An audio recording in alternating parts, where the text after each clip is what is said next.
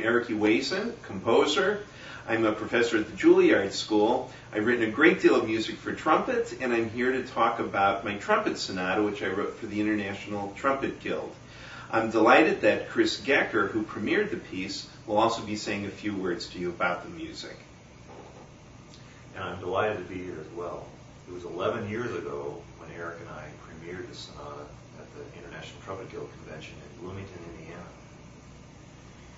I've known Eric for more than 30 years. We were classmates together at Eastman. We taught together at the Juilliard School, and he still is there. I'm now at the University of Maryland. I'd like to speak about Eric's music from the trumpet standpoint for just a moment, and then we'll get on with demonstrating the piece and Eric speaking as the composer of the piece. Eric writes music for the trumpet that is quite unique. He asks for the trumpet to play melodically, and also, which is very different than the way most composers do, he asks for a kind of flexibility in which the trumpet has to sometimes accompany the piano. This is a true sonata in the sense that Beethoven and Mozart wrote sonatas. They said sonata for piano and violin. This is really a sonata for piano and trumpet. At times you'll hear me accompanying him, as of course him accompanying me. It's really a duo, a partnership. In that case, he's asking the trumpet to join the other instruments. The typical trumpet solo is one where the trumpet leads and everyone else follows. And Eric is really asking us as trumpet players, challenging us to be able to express ourselves on our instrument in a new way. Musically, there's something else about the piece that I find very interesting is Eric's flexible use of rhythm. You sometimes play in common time, sometimes in cut time. There's a constant ebb and flow, whether he's writing music at fast or slow tempos. There's a continual dialogue within the music of fast, slow, within the same beat patterns, and it leads to a kind of propulsive momentum and inevitability, which really makes the music exciting and accessible. So we hope we can demonstrate some of this to you, and we'll continue now. The Trumpet Sonata is a big three-movement work. Each movement has a very distinct kind of feel to it, but also there's a great deal of contrast within each movement, and we're going to show that for you right now. The piece actually opens very softly, very lyrically. You're going to hear this introduction with the trumpet singing away. And then all of a sudden the momentum starts, the accompaniment starts, but still this first theme is very lyrical. And here it is now.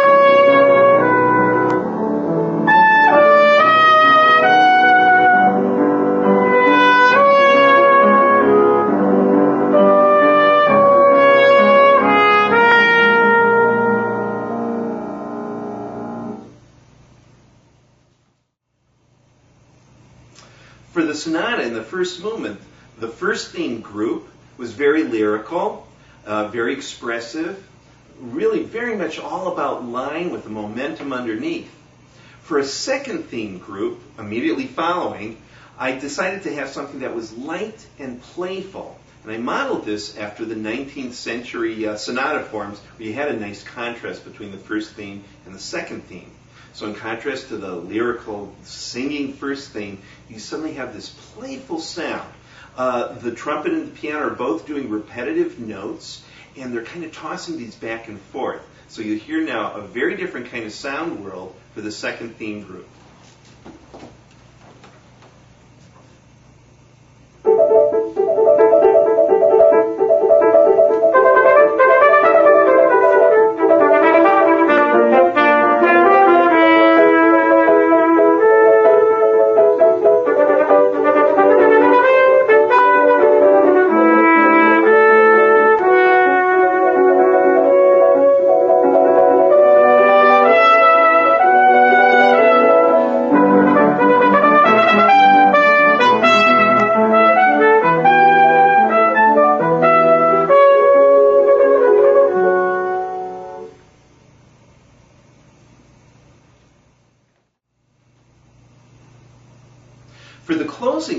group, the third theme of the beginning part of the first movement of my sonata, the music is loud, heroic, and dramatic, in contrast to the first and second themes.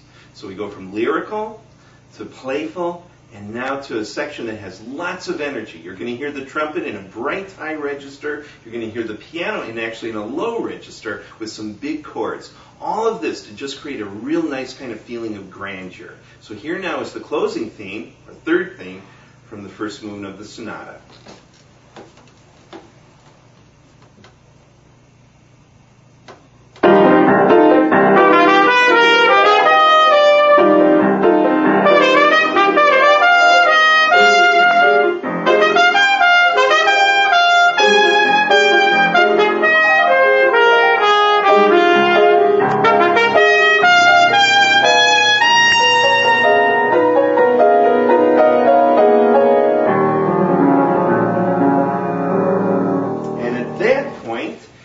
We have the start of the development section. And the first movement continues on as we develop all those three main themes that you've heard already. And then there's a recapitulation where I go right back to the feeling of the mood of lyricism and then the heroicism to bring it to a close. And one for a coda, one final statement of the main melody. And that's the first movement of the sonata.